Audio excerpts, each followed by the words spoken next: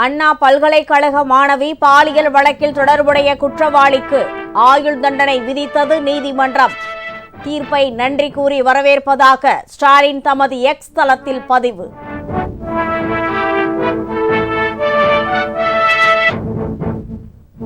அதிமுக ஆட்சிக்கு வந்ததும் ஞானசேகரனுடன் தொடர்புடைய சார் தப்ப முடியாது என இபிஎஸ் எச்சரிக்கை.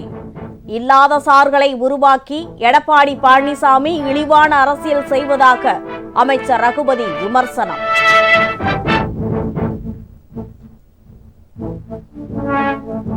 கோடை விடுமுறைக்கு பிறகு தமிழ்நாட்டில் பள்ளிக்கூடங்கள் இன்று திறப்பு.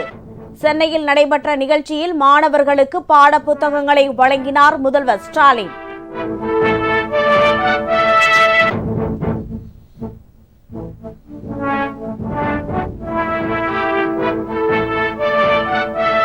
பெருமழையால் தத்தளிக்கிறது அஸ்ஸாம், அருணாச்சல பிரதேசம் உள்ளிட்ட வடகிழக்கு மாநிலங்கள். நிவாரண பணிகளை முடுக்கிவிட மத்திய மாநில அரசுகளுக்கு ராகுல் காந்தி வேண்டுகோள்.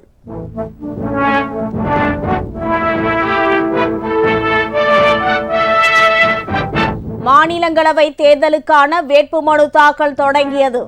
தேர்தல் மன்னன் பத்மராஜன், அக்னி ஆழ்வார் ஆகியோர் சுயேட்சையாக மனு தாக்கல். திமுக வேட்பாளர்கள் நாளை மறுநாள் மனு தாக்கல் செய்வதாக தகவல்.